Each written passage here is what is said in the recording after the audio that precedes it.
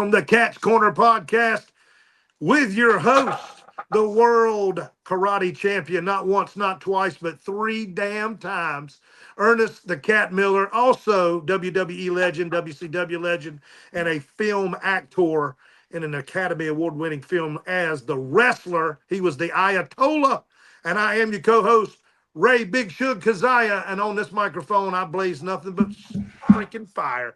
What's going on with you, Cat? How's everything going? Listen, I want everybody to know August the 1st, new movie coming out. Trouble Man. Go see it. It's a great movie. It's a good movie. You guys go enjoy. To theaters? It's going to theaters and it's going wherever you on can every go. Platform. Every platform. So you got to make sure you go see that with Michael White being the superstar. And of course, you get to see the cat. You get to see the cat in there. But listen, Big Ray. We going to our sponsor, or we gonna go right into it? Let's go right to our sponsor, Recite. Thank you for all you do for us. Here's the commercial. We're Recite. Of course we offer all-inclusive site work. We're Recite. Of course we have a dynamic site crew. We're Recite. We have secure foundations. We're Recite. Of course we're good stewards. Recite redefines the way site work is done. Contact us at recite.com. It's RE-SITE.com.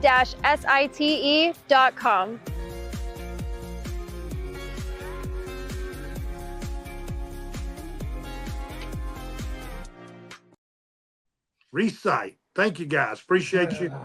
Yes, yes. You know you always calling me crazy, but I think we got somebody here today. No, we don't. If I am or not. We don't have nobody for you, Ray. This have nothing to do with. Stop trying to make this show about you, Ray. This for fans and people out there who may be. But listen here. Let me get into this with Dr. Ben Hunter because, I got a call from a friend and said, "Hey, you need to talk to this guy." And I was like, "What guy?" He said, "You need to have him on the podcast." I said, "What is he?" He's a doctor. That's a doctor. We got a pro wrestling show. What the hell we need a doctor on for? Come on. But then he continued to talk about this guy, and he was all excited about this guy.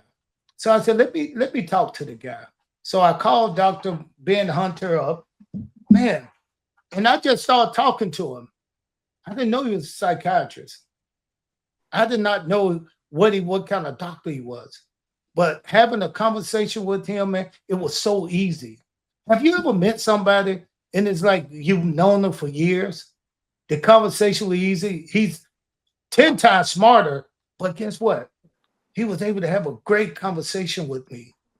And I really appreciated that, man. Then when I found out a little bit more about him, he started talking about that, working in the business that he working with mental health. I was like, you know what? We might be able to find something on there. And I got 2 people I want to run by him. I want to run one, Stevie Ray. Right. I'm not going to have Stevie Ray to call, but I'm going to ask him some questions that Stevie Ray needs some help in. Because I damn know Stevie Ray damn near crazy. I want to bring this doctor on right now. And I just want to start right out talking to him, and I want to move forward with information we can get from Dr. Ben Hunter.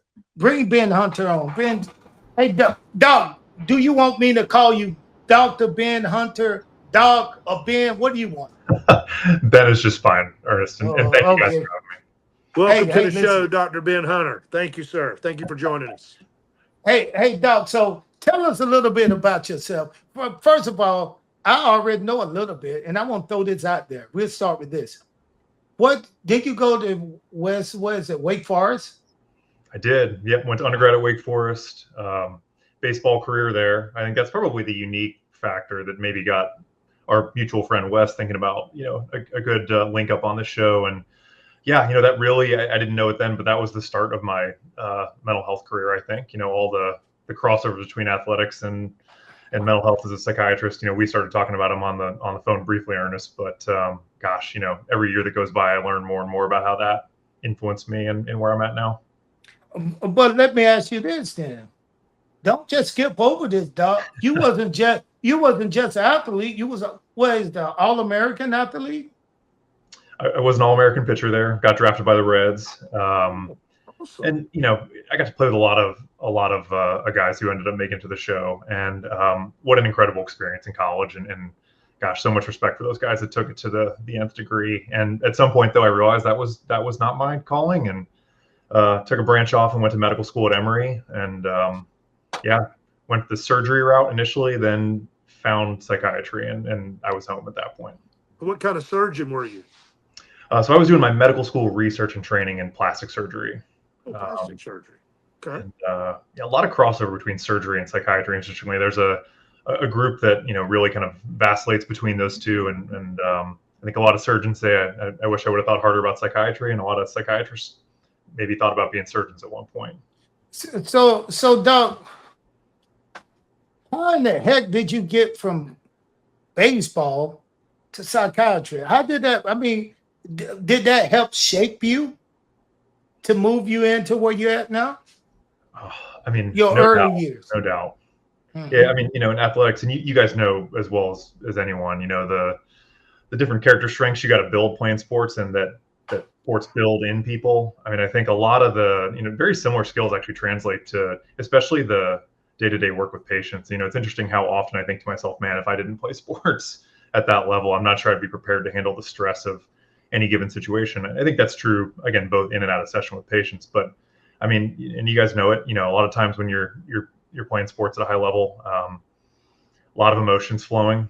You got to keep it under control. You got to, harness those rather than be controlled by them. And I think that, when I do psychiatry and especially psychotherapy, you can understand what's going on internally, but then, really make a conscious effort to display it in a way that's helpful for patients, just like, as anxiety provoking as it can be to be in the ring or, be on a mound in front of thousands of fans, you need to show confidence. You need to really, again, keep your game face on. And so no doubt that crosses over pretty directly. Critical thinking, thinking on your feet, all the things you need to do as an athlete, resilience, getting through tough times and working hard even when it's painful. I think maybe more than anything, my sports career taught me that, the only path to growth is through some pain. And, I think the old saying I've always loved is, you either get to choose your own pain or the universe will choose it for you. So, psychotherapy, and when I have people come in, especially when they want to do work and they're not necessarily, diagnosed with a mental illness, they just say, I want to be the best version of myself. And I think psychotherapy is the way to do it. I mean, I love that because, again, they're choosing to undergo the stress of psychotherapy to get better. Now, I would look at pro wrestling like pro wrestling was a high performance sport. Because it's entertainment. You got to always be at your best. And it's so funny. It played mental games because when you think you just gave your best, you hear somebody say, oh, that wasn't good enough. Then when you did, like, oh, I didn't do good. It wasn't a great match. Somebody said, that was a great match. So I learned that some people going to love it and some people not going to love it. Not everybody going to feel the same. And mentally, I had to prepare myself for either one of those. So how did you prepare yourself now? Let's say when you prepare for a game back in the day, and now how do you prepare yourself when you're working with someone in your office? Yeah, that's a really interesting question because I think the answer I've realized has evolved over time. I think that for both, there's physical preparation, in particular for sports, right? I mean, you're getting yourself in shape, you're doing all the training, but I don't think I realized until I started getting into formal psychiatric training and doing my own work on mental health, how much of my preparation was mental and, just getting ready for the inevitable ups and downs, right? I mean, and it, Ernest, you felt it over the course of your career. I mean, you can go from being everyone's hero to the GOAT in, one show flat, right? I mean, I was a closer. You've seen closers. I mean, they unfortunately you don't get a ton of glory often because you're expected to finish the game off. But man, I at certain points in my career had many consecutive successes, but then just one bad inning, one bad batter, and it's like, man, nobody looks at you the same for the next hour or two, and that having to deal with that all in real time, especially as a young guy, like many of us were during our careers, that is a skill to be learned and prepared for.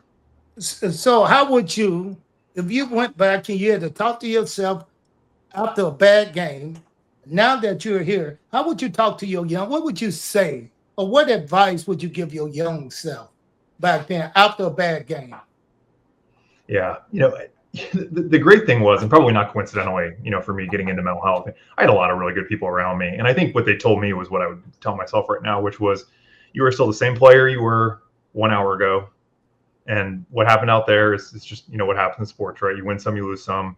I think that a lack of effort, a lack of preparation would have been one thing, but that wasn't typically the case with me. I mean, I can certainly identify points in my career where I may not have prepared as well as I should have, or if I was maybe not mentally in the place I needed to be to perform. And I would certainly give myself a hard time on that front. But for the most part, if I went out there prepared and something happened and ball gets caught up in the wind and goes over the fence, or just you make the wrong pitch, I mean, I walked away and I needed to restart the next game with the same mentality I came into that game with, which was that I was going to do the job.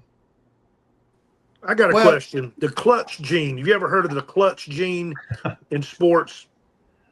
You have. I heard it referenced. Yeah. Okay. Now, is that something that you're born with, or is that something that you can acquire over maybe psychoanalysis and stuff like that, where you have, steps to take to get you into that realm of thinking? Yeah, or sometimes not thinking. I think the interesting part, right? I mean, a lot of these guys who are very clutch, it's like they're automatic, and they're you look at them, you look at the Jordans or the Kobes, players who stand out, Tiger Woods in his prime, any of the greats, and it almost looks like they're not thinking, right? They're on autopilot, and they're prepared for that moment. The model we use in psychiatry for mental health, mental illness, is a combination of biological, psychological, and social. So, I mean, I think the same goes for that clutch gene. I think there is something about being able to handle stress. I think everyone's tendency towards anxiety or lack of anxiety, kind of performance or kind of feeling the pressure more than others, certainly contributes. And I think those guys you look at, the Kobes and the Jordans and those guys who are transcendent, really probably have some genetic underpinnings for not having their blood pressure go up too much and get too anxious during those heightened moments. They really sought it out. But I think a lot of it too was cultivated. And if you read any of their biographies and you hear those guys talk, especially during the prime, I mean, they want the ball. They think about it. They prepare for it. Guys like Brady, you see them walking through games in their entirety almost. F1 drivers walking through races, and visualizing. And I think it's that, and it's people around you. I mean, there were so many people around me that said, you're the guy I want to have the ball in the ninth inning. And there were people that believed in all those guys too. So, and girls too. I want to make sure we're including our female athletes. You said something, Doc, that really hit me at home. Hit home plate for me. And that's when you say people build you up to tear you down. And in this business of pro wrestling, oh man, you love it when they tell you great, you're going to be like me, you're going to be the next Stone Cold. He's the next Rock. He's WCW version of the Rock and Stone Cold.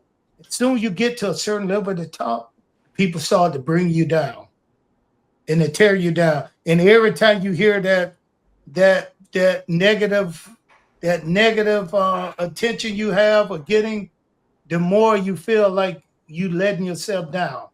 Now, this is what I want to ask you. Where do you think mental toughness come from?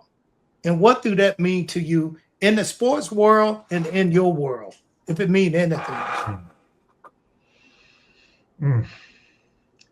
It is really hard for me to settle on one answer to that. But I will say this. I mean, I think a lot of it is attitude and kind of approach. And it's the same thing we teach in psychotherapy. It is viewing challenges as a chance to grow. It's approaching those and, dealing with failure. I mean, I think a lot of times when you see, guys who either do or don't have a chip on their shoulder, at some point they've developed this sense of, I've got a reason to push through adversity. I've got something to prove to myself, to other people. And, I think you always watch, and, one of our mental health, telltale signs is if we see guys taking the chip on the shoulder to a degree that seems a little bit unhealthy, right? I mean, and, you watch guys who have been great, but then have kind of fallen from stardom or who have encountered personal challenges off the court. A lot of times it's lack of balance, and it's operating more on anger and kind of that feeling that was driven by some slight in the past versus the guys who, I think I watch Scotty Scheffler right now, PGA Tour player who's arguably the most dominant since Tiger, right? And tracking in a lot of ways with Tiger's accomplishments. And that guy, he made a really profound statement at one of the recent majors where he said, basically, this essentially, and I'm going to paraphrase heavily here, this is part of my life. I want to be the best golfer on the planet. I also, this isn't everything. And basically, you can take some of the stuff that, is given to the pro athletes who excel like that. And I mean, I think his balance, kind of even keel nature, I mean, certainly maybe a little bit specific to golf. And you look at, golf as a sport where being calm is really, paramount. But I think that tracks other sports too. And I'm sure, Ernest, at some points, I mean, your ability to maintain your calm and composure amidst stress was really what defined you more than even technique and things like that at certain points. Mm-hmm. Obviously, that feeds into technique. Wow, Doc, listen. It's just like talking to a smart quarterback talking to you. Because, it's like I could tell you got that background as an athlete because you hit everything right on the head. You hit the nail on the head. But what I want to ask you now is, what can you do to an athlete or to someone with just a high performance job or executive who don't get enough sleep? What would you suggest to them to do? Would they need to go work out, see a psychiatrist? When do you see a psychiatrist? Yeah. Very, very self-serving answer here coming up. So be ready for it. I'm ready. I don't think there's a wrong time to talk to someone in mental health, a professional. The way I got into psychiatry, honestly, was, I was, again, looking to go into surgery, and we're a very influential psychiatrist teaching at Emory. One of the leaders of our medical school and in the clinical rotations, a guy named Ray Kotwicki, another psychiatrist who's been a mentor of mine for years, basically approached a group and, included a bunch of surgeons. And he said, listen, guys, if and it just happened to be all guys in the room at the time. I remember where I was sitting at that moment. He said, if you guys really want to look at, the best way to enhance your performance, to understand who you are, where your blind spots are, there's nothing better than going into therapy. It's not for people who are necessarily just sick, although it does oftentimes very much help people who are sick, struggling with mental health issues. This is a performance enhancer, par excellence. And I think at that point, I decided that whatever I was going to be, I want to be the best at it, and that going into therapy would help that process. So, I mean, the answer was, I was really doing what I thought was great at the time. And I think I learned things about myself through that process that, maybe there were some weak spots I really did need to shore up.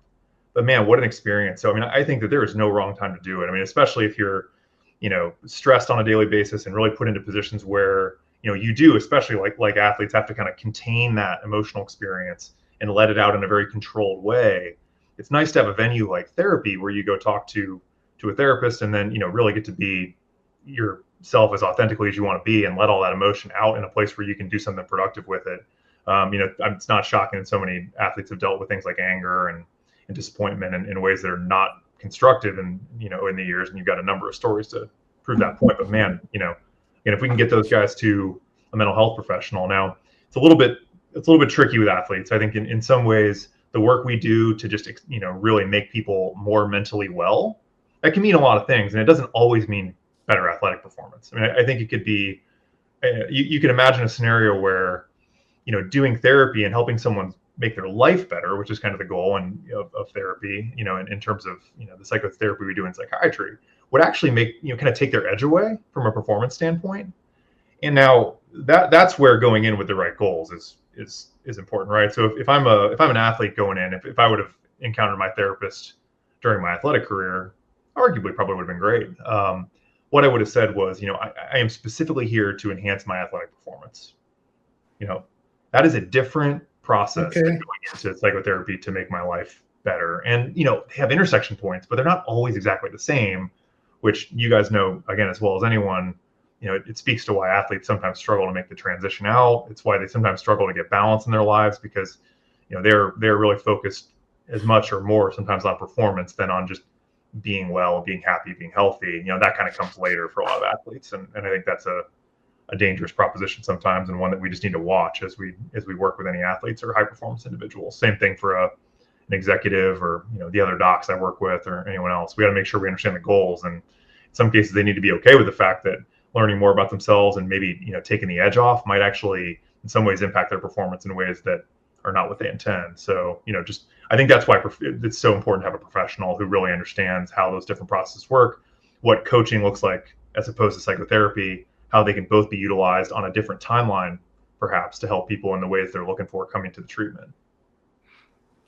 So let's say if I want to see a therapist, how do I approach that? Do I walk in and find someone to make my life better, tell me what I want to hear, tell me what I don't want to hear? Get somebody. Now, I don't think I need one.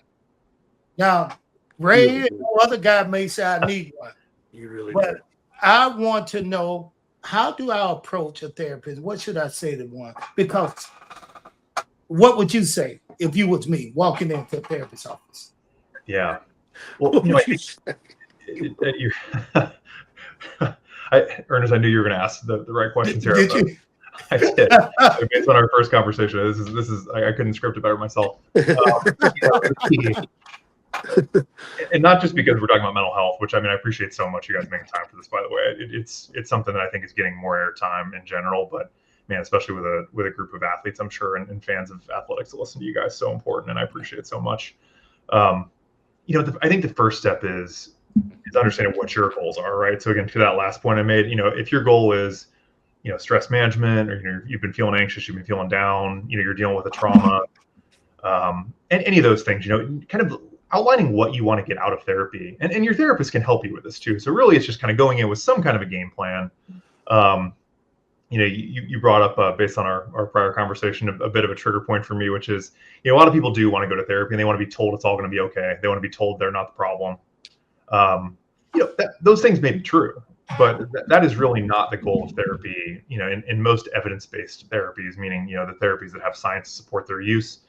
Most therapies again are designed to promote resilience, which means in some cases undergoing a little bit of stress in the therapy. It's uncomfortable moments. It's bringing up uncomfortable feelings and memories and all those things, and working with those to generate more resilience and ability to tolerate those feelings going forward and to function better amidst those feelings. So, what I'd say to you is, first of all, yeah, if you're looking for reassurance, it's all going to be okay. That's probably better for a friend over coffee. I think if you're looking to work, you first start to work with, internally before you come in, and then with your therapist to find out what the goals are. I think it's great to make sure you have a good diagnosis, right? So if you have actual mental health concerns, let's maybe meet with a psychiatrist to figure out what diagnosis you're working with. Is it depression? Is it anxiety? Is it something more serious? And then with that information, you can be directed towards specific types of psychotherapy.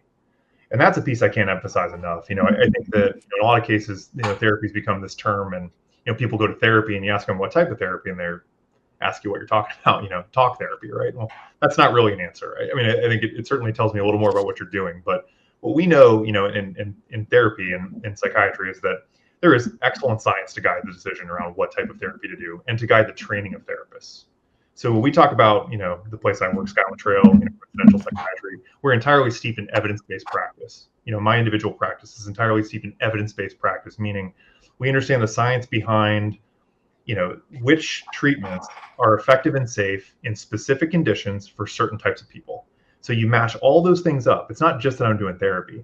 I am doing specifically, cognitive behavioral therapy, which is evidence-based to treat anxiety in the population I am working with, or I am doing, prolonged exposure therapy for PTSD symptoms in someone who has that diagnosis in a very specific way that has been shown by, research trials time and time again to work in that diagnosis for that set of people. So, I mean, that is an incredibly specific way to look at it, but I think really necessary to get the best result. Wow. So, Doug, what are some of the cutting edge things you're working on right now? And something that you're excited about that you think is going to take over that business? What is? Well, give me an example of one. Yeah, gosh, so much. I mean, it's really fun to talk to the medical students and the residents who are getting into psychiatry as a specialty right now. I mean, even this was like 2013 for me. I was graduating. We were barely 10 years later, and the field has really changed in terms of the way we think about the brain, what treatments are available. I mean, there are new medications that have been released recently that are in clinical trials to be released in hopefully the next few years that really have kind of game-changing potential for how quickly and effectively we treat a number of different conditions, and oftentimes with lower side effect burdens. We're just getting more sophisticated about that. Something I've done quite a bit of is brain stimulation, which is not new actually. Transcranial magnetic stimulation. You'll hear the acronym TMS thrown around. TMS, yes. TMS, yeah. I mean, you're seeing it primarily for depression and obsessive compulsive disorder. It's been approved since 2008. We do quite a bit of this here at Scoundtrail. But really, again, a very high-tech, very specialized way to treat, especially resistant depression. So patients who have tried medications and therapy and haven't gotten the result they want. TMS offers a totally different approach. It works synergistically with therapy and medications to, again, kind of change the way the brain works electrically to generate neuroplasticity and kind of help that brain change and grow and adapt and really, capitalize on, especially the efforts in psychotherapy, the efforts for people who are trying to change their lives behaviorally. So, again, incredible results for that treatment. Hopefully lots of new reasons and indications to use it. So new diagnoses that will be approved by the FDA and then insurance companies in turn. Again, it's always wonderful when we don't have to add, a medication to people's biological mix, although, certainly critical and very important for most patients who we see. You love to have options where we're just stimulating the brain and kind of not having to introduce any new molecules.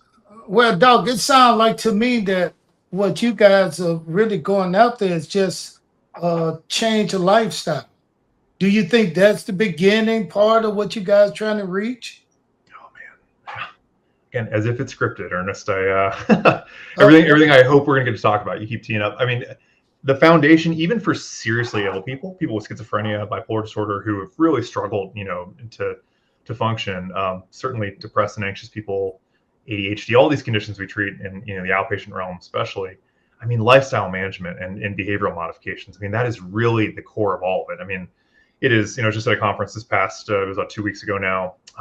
The focus was psychiatry, but it was really on wellness. I mean, it's about how to create, a well lifestyle and one that supports not just relief from illness, but again, health and longevity and quality of life over time. And it goes back to the same stuff. I mean, there is no report I will write for a patient when they come in for kind of a game plan to treat any mental health condition that doesn't include sleep, nutrition, exercise. And I want to really highlight exercise because I think that we are just now understanding how potent of a treatment exercise is for so many different conditions. And it's not just the cardio, it's not just walk around the block. Those things are great, and they certainly have their own value, but lifting weights, doing strength and conditioning training, and the way these things play in, sunlight and again, all the socialization and kind of good, it's just the basics, right? It's all the basic building blocks we've all known. They're sometimes hard to do. I mean, it's hard to get yourself. They require a lot of motivation and kind of, dedication in a lot of cases, but there's no question that if you had to start somewhere for anybody in their mental health journey, you start with those things, you see what they can do. And unless they're in kind of a, moderate or severe level, I mean, all the mild stuff, I mean, it's at least a consideration of trying those things first. I will draw an exception to things, again, like schizophrenia, bipolar disorder, where medications are really a critical part for all patients. But, for the basics, Sure. Man, start there. Start there. Doc, listen, I mean, first of all, you talk about lifting weights. I can tell, look at that tight ass shirt you got on. You trying to show off, dog? You look at the traps. Yeah. So some people, Look at it. So they said to be good, you got to look good sometimes, dog. I mean, with all humility, I mean, that took a lot of self-convincing in the last 8 seconds to do that. But I do think it's so important that, I mean, you guys, like there is a role we play as providers of, health, and you guys are such role models for so many people.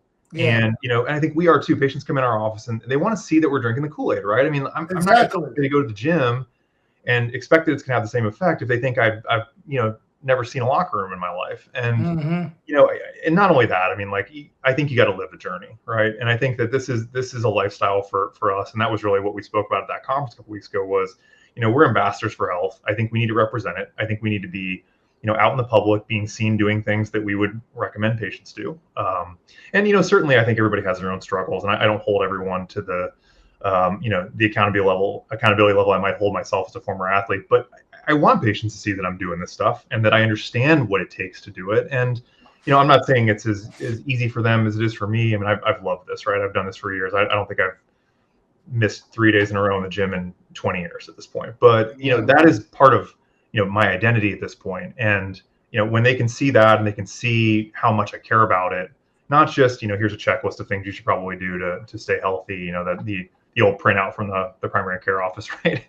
Exercise, don't drink, all those things. I mean, again, another really important thing, but like when they see that you're living it and that you care about it enough to do it yourself, I think it just has another level of impact. And, it is something that I will, I mean, if I had to give up one or the other, I mean, I think, between all the medications and everything and kind of, had to open a practice where I either had to do the meds or I could recommend things like exercise, I think I'd work with the patients who, I might be able to convince to do exercise. Now, luckily, I'm never going to be forced to make that decision.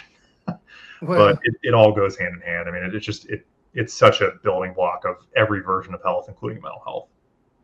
Doug, listen, you clear on everything, and that's what I like. You clear. I get what you're saying. Now, but let's get to the serious thing. To me, it's the worst. It's suicide prevention. Now, I've been around a couple of friends. One of I had, and he was a pro wrestler, and during his wrestling years, he was doing great.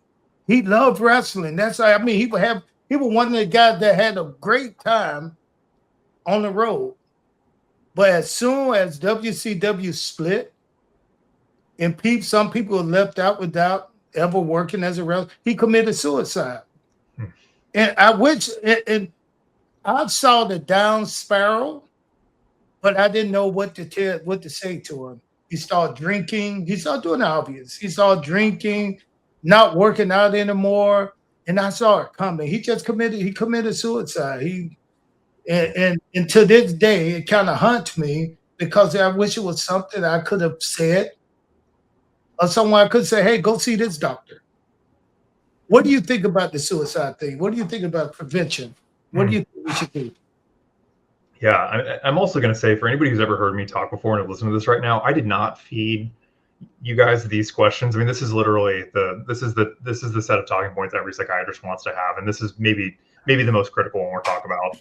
I'm going to debate that closely with the overall wellness stuff, but I mean, in terms of preventable tragedies in many cases, right? I mean, suicide, and it is such an epidemic. I mean, luckily we've seen a little bit of a trend in the positive direction, although always hard to quantify. There was a period of time over the last 20 years or so where suicide was just increasing incrementally, and excuse me, exponentially, incrementally. But I mean, the slope upwards was terrifying in terms of the number of patients, per year. And, at some level, Ernest, I mean, it's what we all fear, but we also know that it's a part of illness and mental health. It's one of those outcomes, and people do die from mental health issues.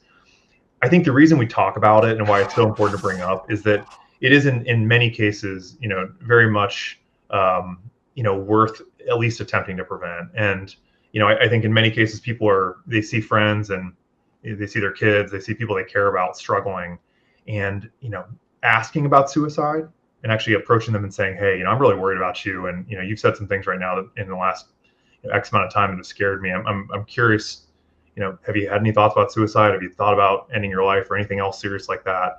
I think there's this fear that that's going to kind of give them the idea that it might actually, plant the idea in their head, of suicide. And well, I hadn't thought about that, but now that you mention it, Yeah, there is, and you guys, I know this already, or you wouldn't have brought it up. I mean, there is such great science to support, the idea that talking about suicide with people prevents suicide. So far more frequently, people are suffering alone. They don't believe anyone wants to talk to them about it. They think people can't handle that conversation. And so, they feel more shame, more stigma, that of course, contributes to greater depression and increased likelihood of suicide. And, I think every parent or every loved one who's been, through the loss of an important person to suicide says, I just wish I would have given them one more place to come and talk. I just wish they would have known they could have talked to me. And no question about it. That's what you do. And, I think we're out there, really publicly trying to talk about suicide as much as possible, because it is so important that anyone who hears this, if you've got somebody you're worried about, I mean, tell them that, right? I mean, there's the inherent value of saying, what, I care about you. This isn't you. This, something doesn't seem right, and I just want you to know you can talk to me. That in and of itself is valuable. Now, I will caution everyone, be prepared for the answer to that question. I think sometimes it can be, difficult when a person is struggling with mental health issues and somebody says, well, you're not suicidal, are you? Or tell me how you're feeling, but then they kind of can't handle the answer. I mean, really make sure you're in a place to hear and then help if you want to go there. And, I don't think people should feel obligated. But if you're going to do it, I mean, I think it's an incredible value. Just be ready, just like you prepare for anything else, right? You want to go in with the right mindset, be prepared for what could go right, what could go wrong. And then, just like anything else too, we're talking about sports performance. If you start to feel like you're out of your league a little bit, then it's let's go to a professional, right? You know what? I'm like, yeah, I hear you. You're really struggling, and I'm worried for you. I care about you. Can we get you to a professional so you can talk about this, and let's figure out what to do. And I think that one thing to let people know, I mean, if you've got somebody you're really worried about their immediate safety and they're talking about things like suicide, not wanting to be around anymore, that's a medical emergency. And it is really, really hard to convince people to, especially if their loved one does not want to go seek help in an emergency room or, at a psychiatric program. It's really tough to say, what you might have to do things like, call emergency services and have law enforcement come out and help you get that person to the care they need. But I will tell you, we will do the work on the back end as the mental health professionals to help repair that relationship. Sometimes you only have one chance to get that person help, and again, we will support you. I think I can't think of a case where and I've dealt with thousands of patients who thought about suicide over the years and who have maybe been very close, gone to treatment and gotten better. Not once have I heard a patient say, you know what, I resent that, and to this day I will never forgive that person. They are almost always, yeah, it was difficult, and I was angry about it at the time. I didn't think it was what I needed, but man, that person cared about me enough to maybe even sacrifice our relationship to get me help. Man, what a powerful show of love or friendship or anything else. So yeah, just can't say strongly enough. If you're worried, there's always time to come back and repair the relationship. If we lose someone to suicide, we'll never have that chance. Doug, so let me ask you this. What's the name of your company again? And, and where would we find you? I think a lot of people going to want to look for you on here. And, just give them your information, please. Yeah. So I am at a residential treatment facility called Skyland Trail. I'm the chief medical officer here, so I oversee psychiatric services, therapy services, and a variety of other wellness services, kind of our primary care clinic and all the holistic wellness that we do here. We're located in Brookhaven. On our adult campus, we treat patients 18 and up there. We also have an adolescent campus for 14 to 17-year-olds up in Chamblee. And we take patients who are struggling, and oftentimes who are really having a hard time functioning, schoolwork, and family. And we often will take 2 to 3 months, sometimes even longer, for patients who are really going through it. And again, combine great psychiatric diagnosis, medication management, evidence-based psychotherapies, nutrition, exercise, all the education and support for family, kind of psychological testing if they need really to go to the next level to figure out what the diagnosis is. All this combined in one program, and really try to make it as holistic as possible. And I think we're in a unique place where we actually take insurance, and we're able to work with patients with insurance. Many of our competitors, unfortunately, it's a very costly treatment to provide, but we've dedicated ourselves to really making it affordable and reaching as many patients as we can. So we accept most major commercial insurances, and we'd love to help anyone out who thinks they or a loved one is struggling with mental health issues that might need a program of that caliber and robustness. And certainly if there's folks who just need a good outpatient assessment, out with a psychiatrist in the community, we've got lots of community partners we can direct you to as well. But